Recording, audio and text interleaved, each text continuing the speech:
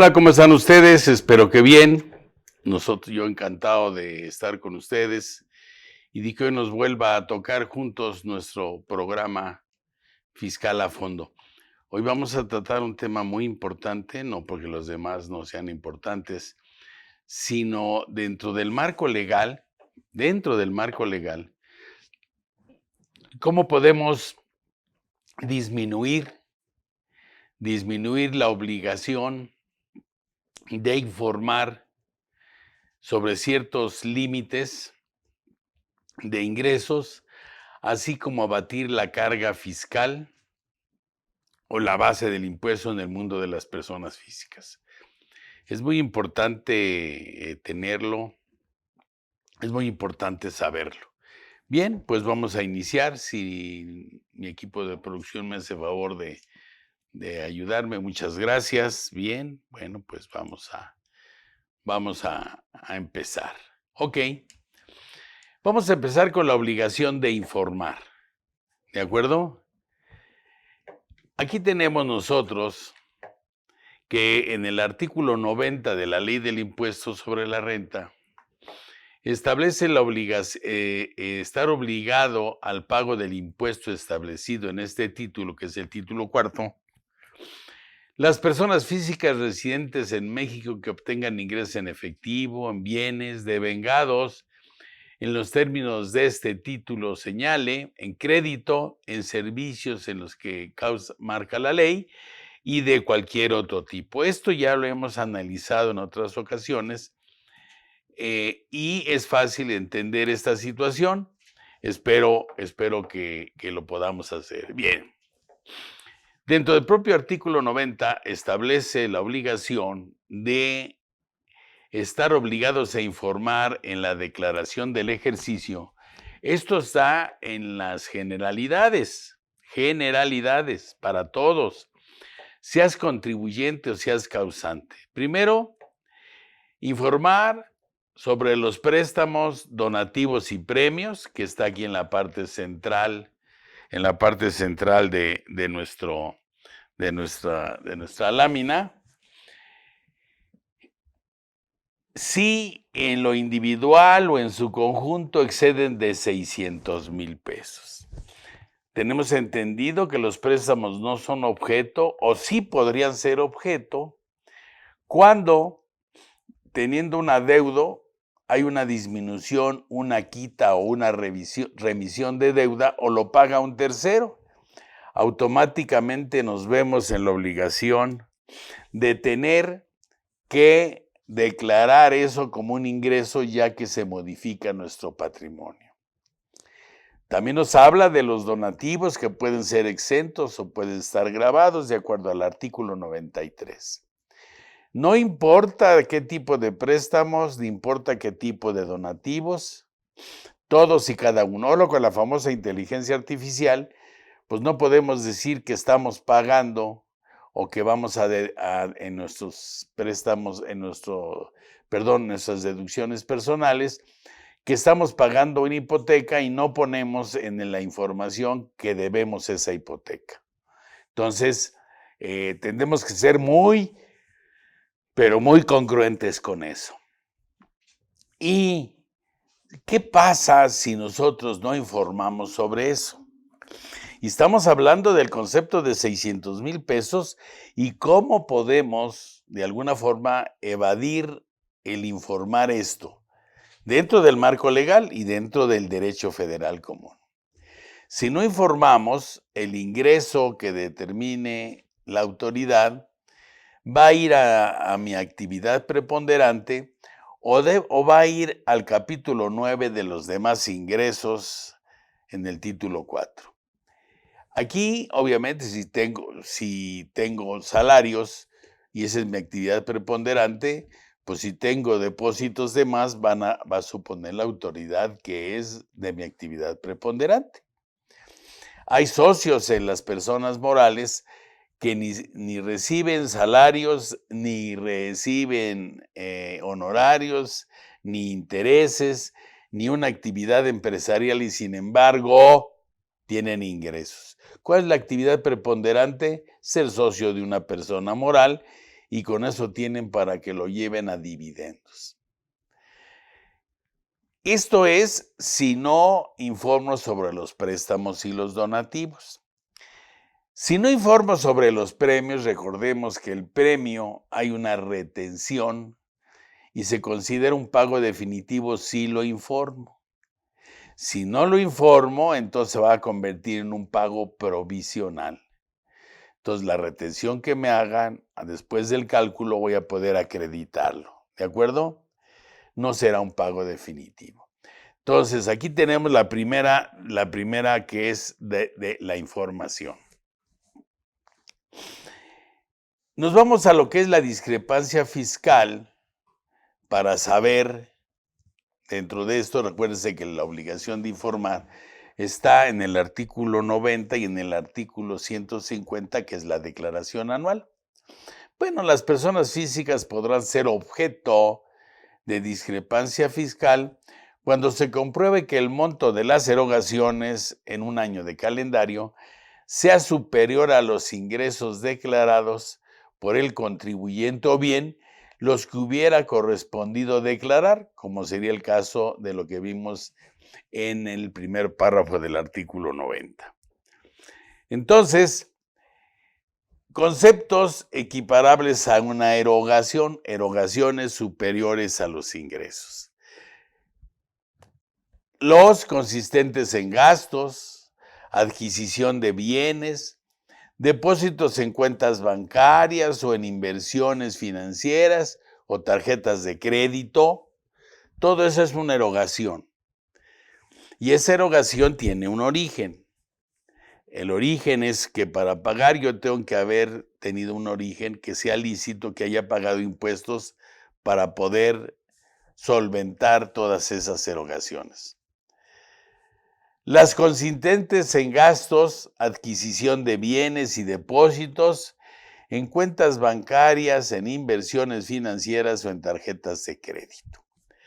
Todo esto no estamos hablando de una actividad empresarial o profesional, no estamos hablando netamente como una compra, como un gasto deducible, que sea con requisitos fiscales o no. Aquí no le importa, porque es una erogación que tiene la autoridad que saber cuál es su origen.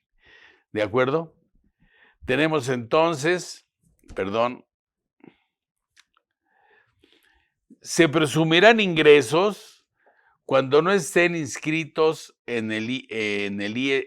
como Registro Federal de Contribuyentes o bien, estándolo, no presente en las declaraciones a las que están obligadas o aún presentándolas, declaren ingresos menores a las erogaciones referidas.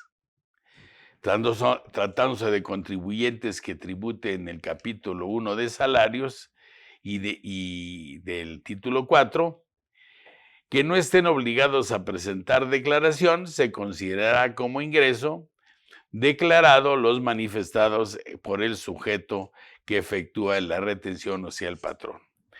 Recuerden que la obligación de pagar el salario no es el del patrón. Quien recibe la modificación patrimonial es el empleado, el trabajador. Entonces, es el que tiene la obligación, como se lo pague en artículo 84 de la Ley Federal del Trabajo, todo lo que recibe el trabajador por su trabajo es un salario. Te pago 10,000 pesos con todas las prestaciones y 10,000 pesos por fuera. ¿Cuánto está recibiendo? 20,000. Al final del año son 240,000 pesos. Y van a ver que si yo tengo erogaciones de 200, pero salarios fueron por 120, pues van a decir que todo lo demás fue salario que debiste de haber cubierto.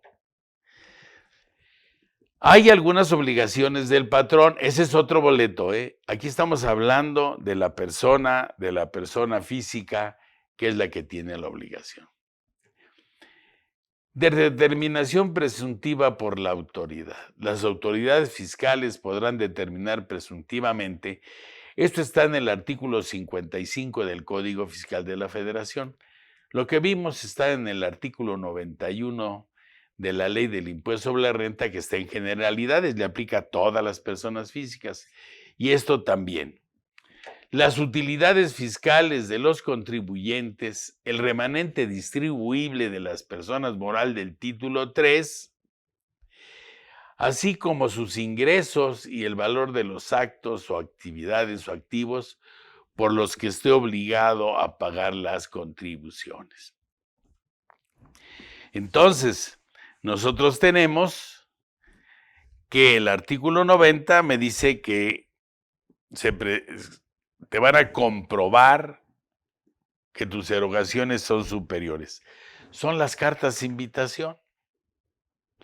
Aquí se refiere a quien determina la utilidad fiscal, que sería en el mundo de las personas físicas las actividades empresariales, profesionales y arrendamiento. Todas las demás no se determina una utilidad fiscal, sino una base de impuestos. ¿De acuerdo? Este es en el artículo 150 de la ley en su primer párrafo. Dice que en la declaración anual de las personas físicas que hayan obtenido ingresos totales, incluyendo los que no se esté obligado al pago de este impuesto. ¿Por cuáles no se está obligado al pago del impuesto? Pues por las deducciones, ya que en el primer párrafo establece que son ingresos menos deducciones personales, me da una base que tengo que aplicarle la tarifa del artículo 152. Los exentos y los no objeto, por los que se pagó el impuesto definitivo superiores a los 500,000 pesos. Entonces, ¿qué es lo que me está pidiendo este tercer párrafo del artículo 50? Quiero todos tus ingresos, los exentos, los no objetos, los préstamos, por favor, sí, y los que no se pagó el impuesto definitivo, que son alrededor de unos 10 dentro de la ley, que obviamente ya lo hemos tocado en otras ocasiones y que no lo tocaré ahorita. Pero esa es la obligación de informar. Habla de 600 y habla de 500. ¿Cómo vamos a abatir la obligación de informar eso? Eso lo vamos a ver un poquito más adelante, al igual que la base del impuesto. ¿De acuerdo? Bien. Deberán declarar también los exentos del artículo 93, de las fracciones 17ª, 19ª, inciso A, y 22ª. ¿A qué se refiere? Pues tengo que declarar los viáticos exentos, aquellos que yo me dieron para salir de viaje y que regresé con documentos o con comprobantes que reúnen requisitos fiscales. La venta de casa habitación, que está exenta, y la herencia, la recepción de la herencia, que está obviamente exenta. Así como los premios del artículo 138, que de no informarlos, en lugar de estar exentos, están gravados. Estos entran en el total de los 500,000 pesos, que déjenme decirles que muchos con esto, una venta de casa habitación, pues ya tienen obligación de informarla, o que reciben una herencia. La herencia no es la obtención o que se hace un heredero, hasta que es la adjudicación de los bienes heredados o bien el rendimiento de esos bienes heredados. Si me heredan un edificio que cobra rentas, pues serían las rentas, ¿no? Los que obtengan ingresos por la prestación de un servicio personal subordinado estarán a lo dispuesto del artículo 98. ¿Qué quiere decir este? Que obviamente el artículo 98 son las obligaciones del trabajador y que en su fracción tercera está quienes están obligados a presentar declaración anual, los que reciben ingresos acumulables de otros capítulos. Entonces, eso nos lleva a algo que ya hemos platicado, que casi nadie se salva de hacer una declaración anual. Las exenciones previstas en la fracción 17ª, que son los viáticos, la venta de casa-habitación y obviamente la herencia, no serán aplicadas las exenciones cuando los ingresos correspondientes no sean declarados en los términos del tercer párrafo del artículo 150, como ya les informé, de la ley del impuesto sobre la renta. Aquí es donde acabamos toda la obligación de informar y nos lleva la información de que yo tengo que informar en el caso de actividades empresariales, pues yo tengo que informar del régimen general, del régimen de incorporación fiscal, de plataformas tecnológicas y del régimen de confianza, ¿de acuerdo? Lo que son salarios y honorarios son ingresos personalísimos. Esos no entran en lo que vamos a platicar, más sí entran en el total. Aquí estos poco nos van a servir para abatir salvo determinadas características que vamos a ver y vamos a aclarar un poquito más adelante.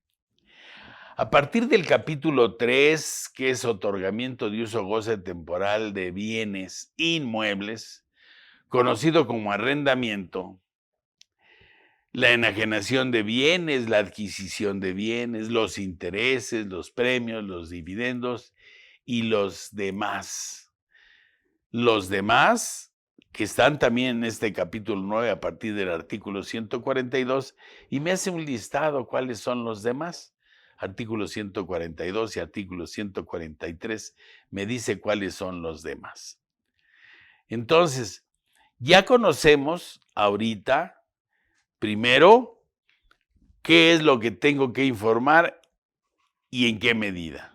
Yo tengo que no rebasar del régimen de incorporación fiscal de 2 millones, del régimen de confianza 3,5 millones de pesos, incluyendo obviamente salarios, actividades empresariales y profesionales, arrendamiento e intereses, que eso es nomás para llegar a la base. Lo que es el régimen de confianza como tal son nada más las actividades empresariales de la sección cuarta. ¿De acuerdo? Bien. Todos los demás están ahí para ser sujetos a un análisis. Bien. Aquí tenemos, por ejemplo, que los límites de las actividades empresariales en la sección segunda del régimen de incorporación fiscal, que está obviamente ya está derogado, pero sin embargo sigue vivo, en tanto sigan cumpliendo con ese régimen, y hasta terminar la obligación de los 10 años de permanencia. Pero nos habla de unos ingresos hasta 2 millones de pesos. La sección cuarta del régimen simplificado de confianza, conocido como RECICO, que está legislado en el artículo 113E al 113J hasta 3,500,000. Entonces ya tenemos la obligación de informar de los 500, de los 600. Ya tenemos la obligación de estar en un régimen de 2 millones, de 3,5 millones. ¿De acuerdo?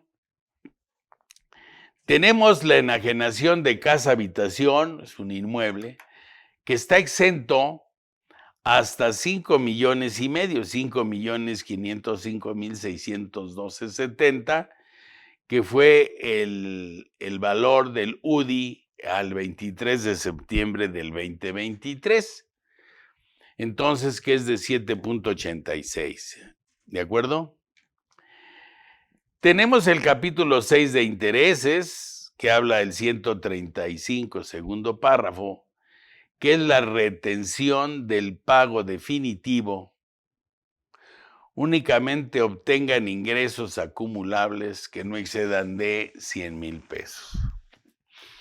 Y aquí nos vamos a algo que es muy importante para la declaración anual del año que entra, porque hay un incremento en el artículo 21 de la Ley de Ingresos de la Federación. Se va a una retención bancaria de 1.40 y tantos. Es muchísimo, muchísimo. Y que nos va a hacer pagar. Hay que tener muchísimo cuidado este año, sí, de, si las circunstancias no los permiten, los intereses y los salarios, existe la opción de que sea pago definitivo. Tenemos, si estamos dentro de los límites, tenemos que aprovecharnos y hacerlo así, porque entonces sí, porque sí salimos a pagar este año, ¿de acuerdo? En la declaración anual. Miren, ¿por qué es importante abatir la carga fiscal? Vamos a suponer que yo soy un trabajador que voy a ganar 31,000 y tantos pesos.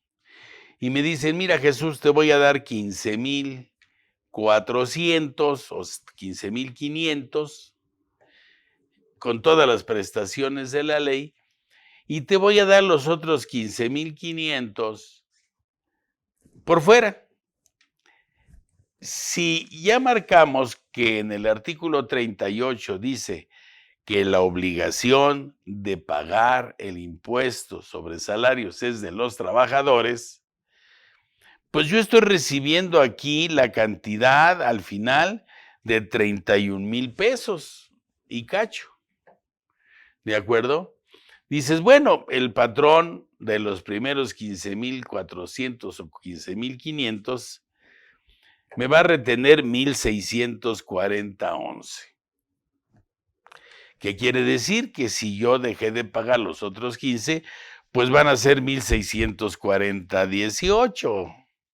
Pues fíjate que no, porque permítanme que 15,500 y 15,500 sea igual a 31,236. Y por 31,236 voy a pagar 5,412, no 3,200. Entonces, es un gran problema, porque aquí de lo que se trata, y vamos a hablar más adelante, es de abatir, que en lugar de que sean 31 los ingresos, que sean 15, para que nada más se paguen 1,640, y vamos a ver cuáles son las formas de quién va a pagar sobre los otros 15,000 pesos, que realmente de eso se trata esta plática.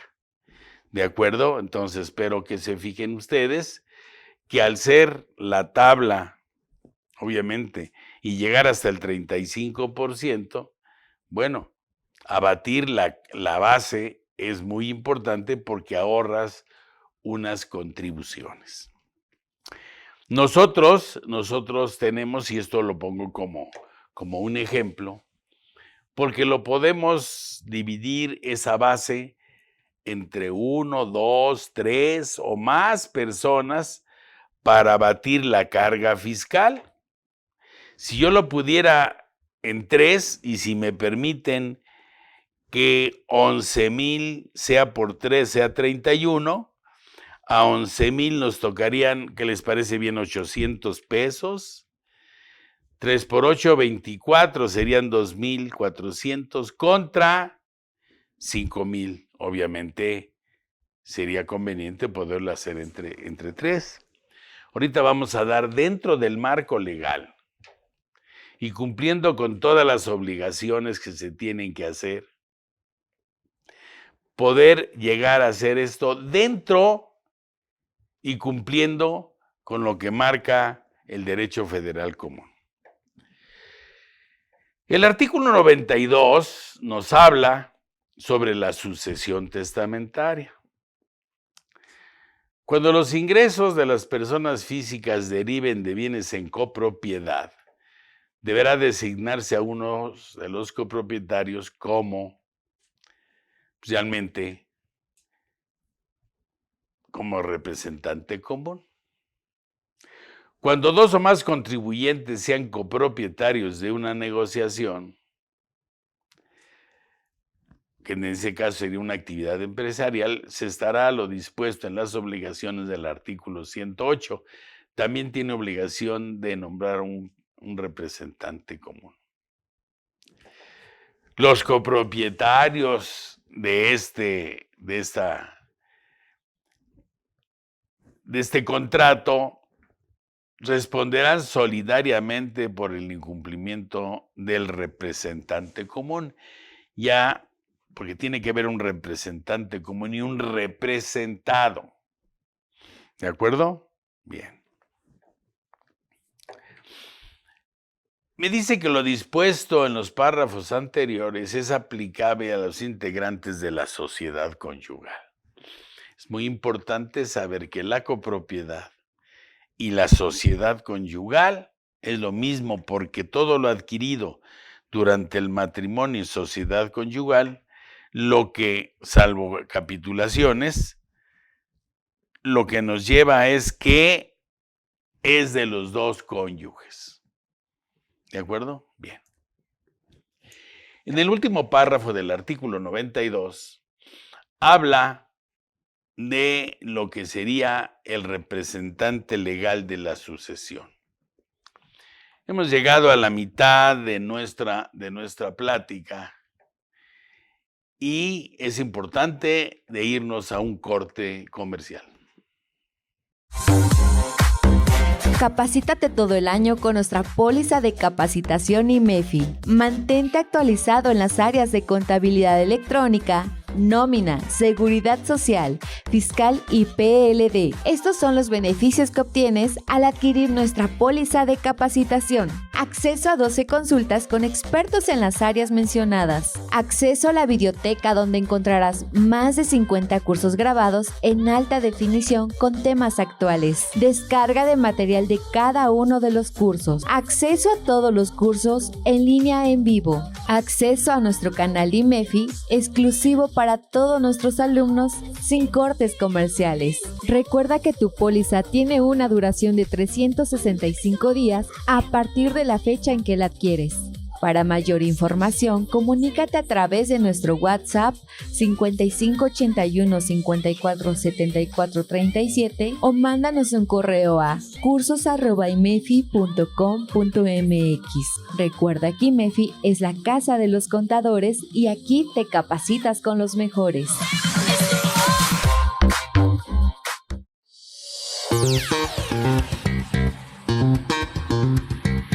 ¿Qué tal? ¿Cómo están? Mi nombre es Carlos Burgoa y les quiero hacer una invitación para que estén en el curso de defensa fiscal dentro del diplomado que se imparte aquí en IMEFI.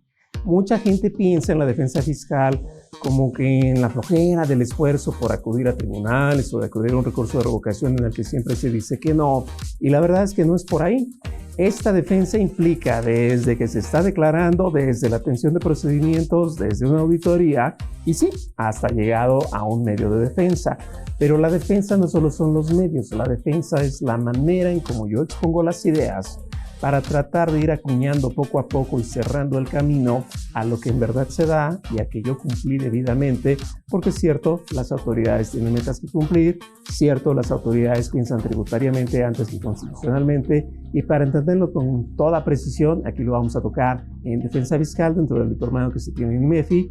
Recuerden, la defensa no es una situación que quizás se nos vaya a presentar, es algo que se nos da con la cancelación de sellos, con el 69B y tantas cosas que vamos a platicar precisamente para ustedes. Recuerden, defensa fiscal dentro del diplomado que se imparte aquí en IMEFI. Ahí nos vemos.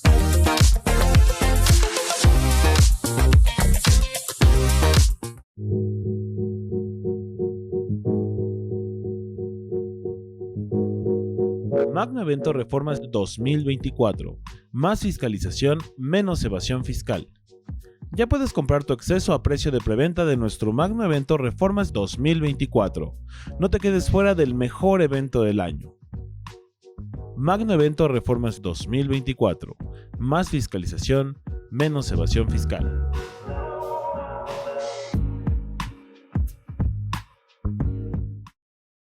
Bien, regresamos de nuestro corte y vamos a continuar con nuestras láminas para seguir explicando esto y que ustedes al final lleguen a comprender.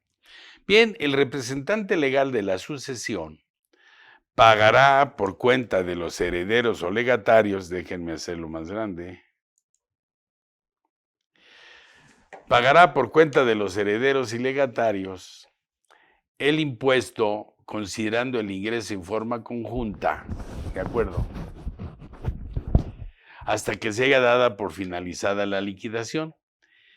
Ojo, y el pago efectuado en esta forma se considerará como definitivo, salvo que los herederos y legatarios opten por acumular los ingresos respectivos que les correspondan, en cuyo caso podrán acreditar la parte proporcional del impuesto pagado, que es el pago provisional de él que hace el albacea. Aquí es donde empezamos a ver los beneficios de abatir la carga fiscal. No es lo mismo, por favor, por ningún motivo, pagar sobre una base de 400 que sobre 4 veces 100, por supuesto. Ya lo veremos más adelante. Tenemos, y ya hablamos en el primer párrafo del artículo 92, acerca de la copropiedad. Y nos marca que hay copropiedad cuando una cosa o un derecho pertenece pro indiviso a varias personas. El artículo 942 establece que el concurso de los partícipes, tanto en los beneficios como en las cargas, será proporcional a sus respectivos porcientos o porciones, que realmente es un porciento de ese valor. El artículo 950 nos marca, en el caso de todo condueño, aquí es donde empieza en lo que sería el régimen en condominio, que de aquí nace de la copropiedad. Todo condueño tiene la plena propiedad de la parte alícuota que le corresponda y la de sus frutos, utilidades, pudiendo, obviamente, como lo marca aquí, en consecuencia, enajenarla, cederla o hipotecarla. Pero el efecto de la enajenación o de la hipoteca con relación a los condueños será limitado a los porcientos que le adjudiquen en la división al cesar la comunidad. Los condueños gozan del derecho de tanto. Entonces, aquí hay otro. ¿Qué pasa si yo tengo bienes en copropiedad? ¿Qué pasa si yo tengo bienes dentro de la sociedad conyugal? Lo único que tengo que hacer es manifestarlos. porque la base y la base de los informes se abaten directamente, ¿sí? Y nos puede quitar o de informar o nos puede quitar de un pago importante, como vimos hace ratito en el artículo 96. Sociedad conyugal. Cuando dice, habiendo contraído matrimonio bajo el régimen de sociedad conyugal, faltan las capitulaciones matrimoniales o haya omisión o imprecisión de ellas, se aplicará en lo conducente a lo dispuesto en este capítulo. Ojo con estos que vamos a ver. 182 ter. Mientras no se prueben los términos establecidos en este capítulo que los bienes, utilidades obtenidos por alguno de los cónyuges pertenecen solo a uno de ellos, se presume que forman parte de la sociedad conyugal. Entonces, aquí empezamos a ver también el poder abatir la base. Ojo con este cuadro. Salvo pacto en contrario que conste en las capitulaciones matrimoniales, los bienes y las utilidades a que se refiere el artículo 182 ter corresponden por partes iguales a ambos cónyuges. ¿Ya se fijaron? ¿Por qué todo lo que está dentro del matrimonio pertenece a ambos cónyuges? Quintus, que este es muy importante para todas las personas que contraen un matrimonio. ¿Ok? En la sociedad conyugal son propios de cada cónyuge, salvo pacto en contrario que conste en las capitulaciones matrimoniales, los bienes, los derechos que le pertenezcan al tiempo de celebrarse el matrimonio y los que posean antes de este, aunque no fueran dueños de ellos, si adquieren por prescripción o durante el matrimonio. Segundo, los bienes que adquieran después de contraído el matrimonio, por herencia, legado, donación o bien de la fortuna. Nada de que si te casas con Jesús Villa te voy a desheredar. No. Son propios de cada cónyuge la herencia, la donación, el legado, el don de la fortuna.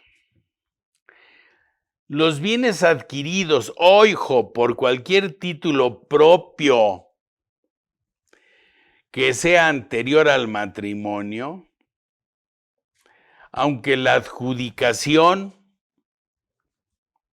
se haya hecho después de contraído el matrimonio, siempre que todas las erogaciones que se generen para hacerlo efectivo corran a cargo del dueño de este. No se vale que lo pague el otro. Los bienes que se adquieran con el producto de la venta o permuta de bienes propios antes del matrimonio, ¿de acuerdo? Esto que estamos viendo en la fracción tercera, imagínense ustedes, tienen ustedes una hija, que siempre las hijas son los que salen del hogar, inmediatamente buscan tener una casa, su nido, la mueblan, trabajan, inteligentes, trabajadoras, pues son casaderas. Ya cualquier varón, no sé si listo o abusado, listo es de inteligencia y abusado es de abuso, dice, pues ya son casaderas, pues ya le puedo entrar aquí. Y no hay quien falte y diga, oye, ¿y quién está pagando el departamento? Pues lo estoy pagando yo, dice ella. Oye, ¿y no lo paga tu marido? No, pues ese no lo paga. No, pues que lo pague, ya que no paga ni siquiera renta, siquiera que lo pague. Prohibido. Porque si él lo paga, se convierte en copropietario del bien. Mucho cuidado. 5, los objetos de uso personal. Los instrumentos necesarios para el ejercicio de una profesión, arte, oficio, salvo cuando estos integren o pertenezcan a un establecimiento o a la explotación de carácter común. Obviamente, pues no, porque si es una tienda, pues pertenece a los dos cónyuges, ¿no? Entonces ya es una negociación. Si alguien adquiere eso, pues automáticamente el otro tiene que pagar. 7. Los bienes comprados a plazos, ¿quién los tiene que seguir pagando? Quien inició. Hay una salvedad, se exceptúan la vivienda, los enseres y menajes familiares.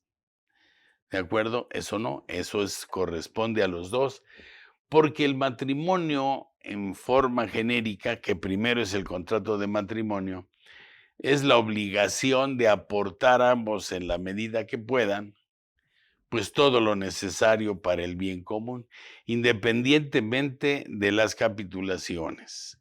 ¿De acuerdo? Ahora hablemos del usufructo. El usufructo es conocido como el engaño fiscal. La propiedad de los bienes nos da derecho al uso, goce, disfrute y disposición del bien. Cuando yo otorgo el uso, goce o disfrute, quien recibe eso se llama usufructuario. Y el propietario que puede disponer de él, aunque no lo use, goce, disfrute, se llama nudopropietario. ¿Por qué se le llama? No sé. ¿Por qué se le llama engaño fiscal? Pues por una cosa muy sencilla. Imagínense que le pregunto yo a mi esposa, ¿a dónde fuiste? Y me dice, fui a ver a tu usufructuario. Ah, caray. Si yo no sé de esto, pues es el que usa, goza, disfrute, supuestamente de un bien que es mío. Y entonces, ¿yo quién soy? ¿El cónyuge? No, eres el nudo cónyuge, el que supuestamente puedes disponer del bien, pero no lo usas, gozas o disfrutas. Esa es a nivel de broma, pero así no se olvida jamás. Y esta es una de las formas también de abatir la carga fiscal, porque tenemos la copropiedad. Si 4 personas nos unimos en copropiedad, pues se divide entre 4 el ingreso total, los gastos totales y todo lo que vimos de la copropiedad. Si esos 4 están casados por sociedad conyugal, todos esos ingresos de esa copropiedad se dividen en cada uno de los cónyuges. Entonces, en lugar de pagar, por decirle así, 400, vamos a pagar 4 veces 100. Pero si hay sociedad conyugal, entonces vamos a hablar 8 veces 50. Se abate totalmente la carga fiscal. Si hablamos de sociedad conyugal, pues estamos hablando de que solamente pertenece a ambos cónyuges, sociedad conyugal.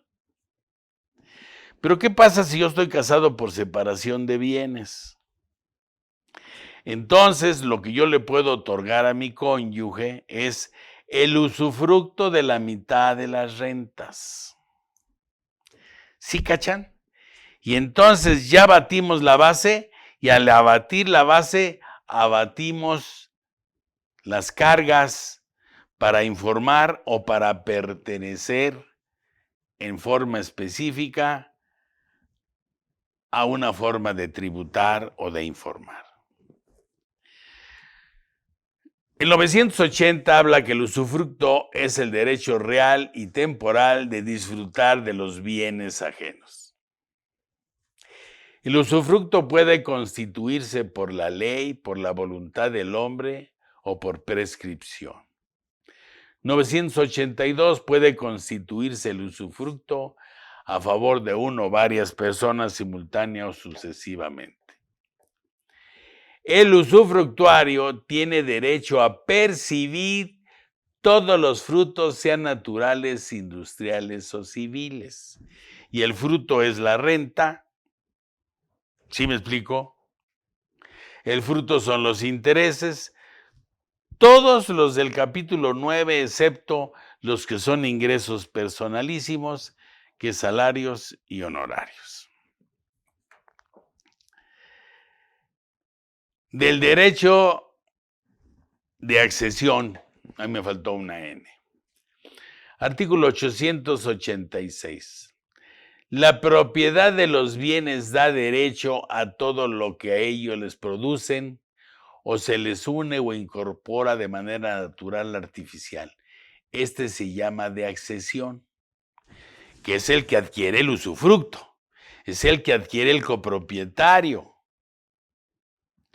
En virtud de él pertenecen los frutos naturales, industriales o civiles. Naturales, no sé, tengo un terreno, tiene árboles frutales, ¿de quién son los árboles frutales míos? La fruta es mía. Industriales vienen del trabajo y civiles vienen por contrato. Son frutos civiles el alquiler de los bienes muebles, la renta de los inmuebles, los créditos de los capitales y todo aquello que no siendo producido por la cosa, directamente vienen de ella por contrato, por última voluntad o por la propia ley. Ahora sí vamos a ver el cálculo de impuestos, a ver qué les parece. Y ya con esto también abatimos la obligación de informar sobre los 500,000 pesos, sobre estar en un régimen adecuado, ¿de acuerdo? Sí, que no rebasar los 2 millones, no rebasar los 3,5 millones, no rebasar los 500 o los 600,000 pesos, etcétera, etcétera. A ver, vamos a ver. Solo el contribuyente, ingresos 100,000 pesos, impuesto 24,587.12, impuesto del 100%. Ahora vamos a ver en copropiedad, 50 y 50. Por 50,000 se pagan 9,286, por 2 son 18 y tenemos un ahorro del 24%. Nada más dividirlo en 2. En lugar de pagar 24, vamos a pagar 18. Cada uno de los copropietarios o de los cónyuges va a pagar 9,000, no los 12,200 o 12,600 que marca aquí. Ahora vamos a hablar copropiedad, sociedad conyugal, ambos. Entonces aquí ya vemos 2 y los dos estamos casados por sociedad conyugal, se convierte el ingreso en 4. Entonces, en 4 veces 25 son 3,600 por 4, 14,000 y aquí hay un ahorro del 60%.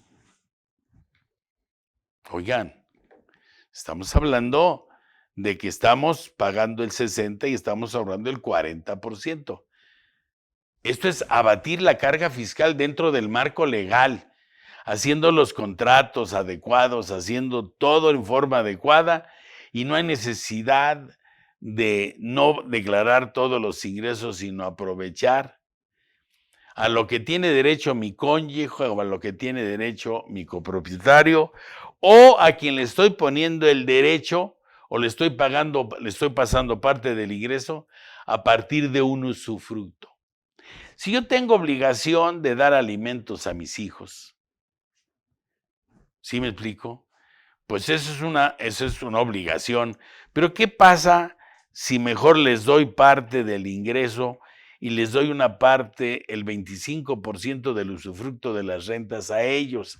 Ellos me quitan ingresos, ellos pagan su impuesto y me quitan base y pago menos.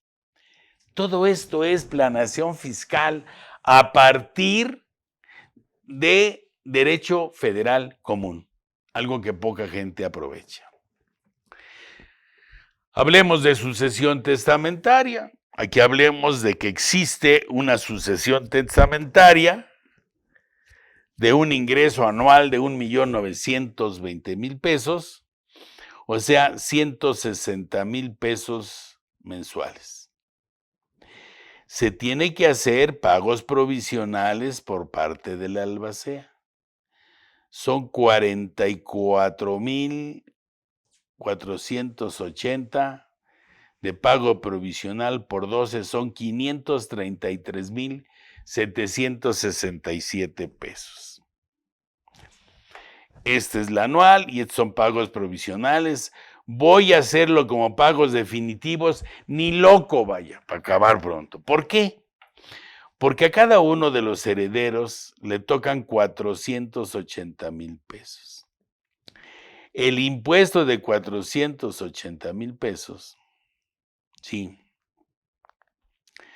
son 84,000.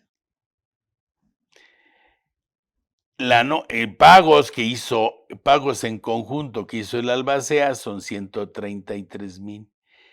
Tengo a favor 48,600 pesos al año. Al final, por favor, no permitir esto. No permitirlo. Poca gente, y yo pensé mucho en hablar de este tema, porque esto es regalar. Pero dentro del marco legal, no es que se declare menos, no es que cobremos facturas. No, por favor, no. Dentro del marco legal se puede. Bien. Se regula la copropiedad, la sociedad conyugal, así como la sucesión testamentaria, pudiendo existir la posibilidad de otorgar un usufructo. Los ingresos obtenidos al cónyuge con régimen de separación de bienes o aún a un tercero. Conclusión: con estas figuras se abate la carga fiscal y se protege el no rebasar de los mínimos establecidos en la ley para permanecer en el régimen fiscal que más nos convenga. Amigos, este es un gran programa y este es un gran regalo. Ahora que cada vez nuestras autoridades dicen que no haya un aumento de impuestos, y yo les garantizo que, por supuesto, ya haremos un programa de cuáles son las mentiras, las falacias que nos hacen creer nuestros gobernantes actuales. ¿De acuerdo? Bien. Pues a mí ya nada más me queda dar las gracias a ustedes, su servidor y amigo José de Jesús Milla Arufe, socio director de Milla y Arufe Asociados S.C. Mi teléfono 55 26 53 75 80. Mi correo millaarufe@yahoo.com.mx y en redes sociales, en Facebook, Arisbe Corporativo Jurídico Fiscal. O a través de Quantum MX, /desarrollo de software a la medida, cuyo correo es contacto@quantum.mx. Me despido de ustedes agradeciendo su presencia. Si les gusta, no sé, denme un like, pero sí, por favor, distribúyanlo. Yo sé lo peligroso que es hablar esto en público, porque la autoridad va a empezar a coartar todas estas posibilidades de abatir la carga fiscal. No les gusta, pero si la ley me lo permite, hay que hacerlo. Muchísimas gracias, no se les olvide vernos en otra cápsula más de su programa, nuestro programa Fiscal a Fondo.